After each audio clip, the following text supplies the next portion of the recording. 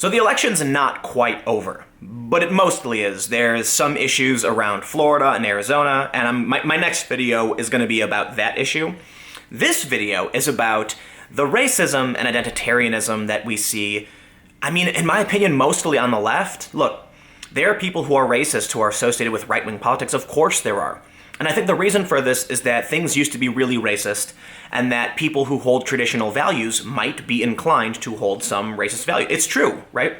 If you think about how the anti-miscegenation laws were in the past, where, people of mixed races couldn't cohabitate, couldn't have kids, that, people from that era will believe a lot of things about traditional values that are potentially in line. And that's why I think we often see the idea of racists on the right. However, I think most people on the right, most conservatives, most Trump supporters, are not racist. Some of them, sure, that's the point. But on the left, they openly embrace racism. And what they do is they argue a different definition to try and say they're not racist. So you know what? We'll call it prejudicial. We'll call them racial discrimination. The left is rife with racial discrimination, period. It's true. One of the reasons why you see the article I got pulled up, the betrayal of white women voters. In pivotal state races, they still backed the GOP. The myth of women voters as a cohesive progressive voting bloc.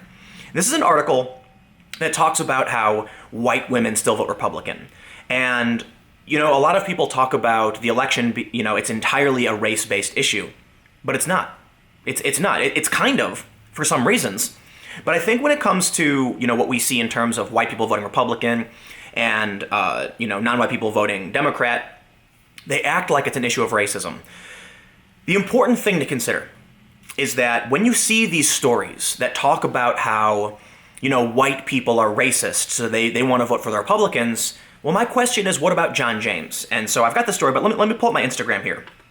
This is an image of the John James race. For those that aren't familiar, John James is a Marine veteran, he's an entrepreneur, and he's a black man. And I don't think that even matters. I just think what matters is, will he be a good leader? He's got military experience, he flew attack helicopters. Sounds to me like this guy is of sound mental fortitude, and he looks like he's charismatic and strong. He looks like he could be a good leader. Well, check this out. White men overwhelmingly voted for John James. And it was actually white women voted against him, and black men overwhelmingly, and black women overwhelmingly voted against a black man in favor of Stabenow, who is a progressive, wealthy white incumbent. Wealthy-ish. I don't know too much about her financial history. The point I'm trying to make is, or actually, let me derail real quick and say, I made this post semi-facetiously. I said, identitarians on the left would have you believe that white people are all racist, but look who voted for and against John James. I'm sick of the left's overt racism. And a bunch of people took it seriously. I thought it was kind of obvious, maybe it was wrong. It was supposed to be a joke. Because what happened is, everyone's taking the Brian Kemp, Stacey Abrams voter turnout by race and gender, and saying, see, this proves that people are racist because they wouldn't vote for a black woman. I don't think conservatives, white people, voted against Stacey Abrams because she's black. I think they voted against her for political reasons.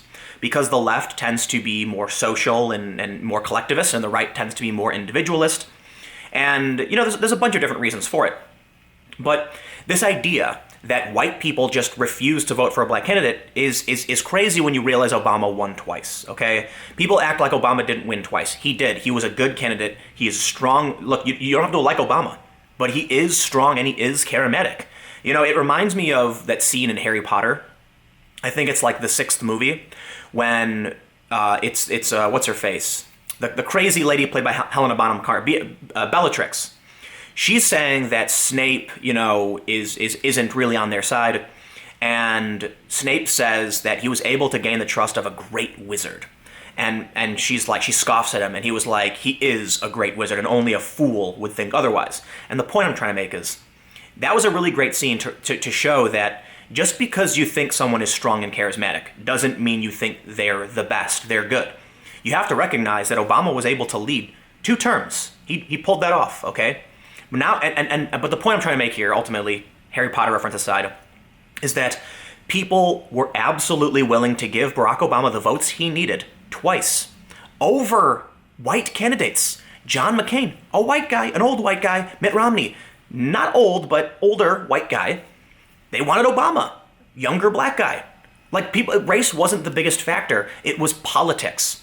And the point of this post was to say, like, straight up, like, I was trying to do like a mirror image thing, like, oh, you know, I don't think race plays an issue. I think when it comes to voting, that, like, there are racial issues for sure, and certain groups play up to certain things. But when you have white people willing to support a black man, overwhelmingly, it's politics. It's straight up politics. John James spoke to them politically, and they voted for him. Now, as to why white men tend to vote Republican, I have no idea, but it's not because they're white men, and it's not because the candidates are white. So when they claim that white women wouldn't vote for Abrams because she's black, I'm like, no. First of all, I think the voting was kind of split, like 49 to 49. But the reason is political reasons. Sure, there are certain demographics like white women, black men, and black women more likely to vote left, but it's not because of the race of the person. And I think this image really shows that, because Stabenow is a white progressive. I saw someone who was actually complaining about this rhetoric, claiming that, you know, white people are racist and won't vote for black candidates, and they were like, oh please, tons of progressives voted for lily white, you know, wealthy elites because they were on the left. And no one's, you know, showing this John James, the James election results and claiming the inverse. It's kind of the point I was trying to make. A lot of people didn't understand that. But anyway, back to the story. So they say, nationally, white women were a much more divided group. 49% of white women voted Republican nationwide. 49% voted Democratic too. 47% of white women voted for Gillum, while O'Rourke only received 39% and Abrams 25% of the white female vote. The early exit poll data follows a disturbing recent political trend. The majority of white women have not been part of a Democratic voting bloc throughout the 2000s. Now here's why that's so important. They call you a race traitor if you vote Republican, right? When you see someone who's like a black Proud Boy, for instance, they say he's a race traitor. When you see a black police officer, they say he's a race traitor. Yet they're advocating for white people to literally be race traitors. When you push the concept of a race traitor, do you know what you're saying? You are saying straight up, white people should be alt-right, should be white nationalists, should be white identitarians. That's what they're saying. Now look, what they're actually saying is, we're right, you're wrong, and you better be on our side, or else you're racist. But they're literally saying, they're actually saying, white people, why do they keep voting for Republicans? They're voting against their interests. White people should vote with us for our candidates. And it's like, you will insult. There are racial slurs for people who vote against the Democrats who happen to be minorities. Yet they want white people to vote against their race. And this is what's the craziest thing to me, and this is an exemplification of the problem of identitarianism among the left. Like, you know, to me it all seems clear as day. When the Republicans are willing to support, you know, white, black, brown, whatever. I mean, you look at Maxine Waters' district, you have Omar Navarro, who's a Latino, running against a black woman. People were willing to vote for both of them. Obviously, it's a much more Democratic district, so they didn't vote for Omar, but he's Latino, right? It's not about race. But to the left it is. They say white women, they're not progressives. They're voting for the wrong candidates.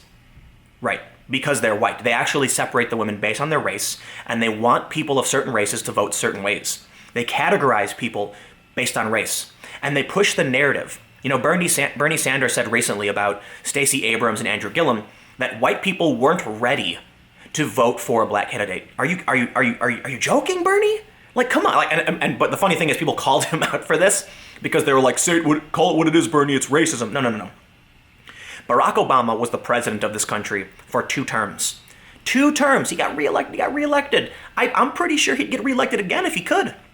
Because there are people across the country who don't care about race. They care about policy. Look, to a lot of the fiscal conservatives, money talks and BS walks. Do you, like, if a black man went to a white southern redneck that you think is racist and offered him $1 million, you think he's going to say no? No, he's going to be like, all right, well, even if he was racist, he's going to be like, at least he's helping me. It's funny because they keep pushing this narrative, right? The Daily Beast ran a story saying young men of color are joining white supremacy groups. The idea being that, you know, it facilitates their desires and needs, so people of color will join white supremacy groups. It's like, what are you talking about?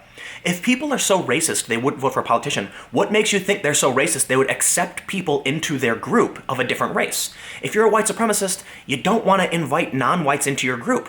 right? The logic literally doesn't make sense. And this is what they continually push. There's no structure and there's no rules to what they're trying to claim other than if you're of a certain race, you have to vote in our direction. So look at it this way.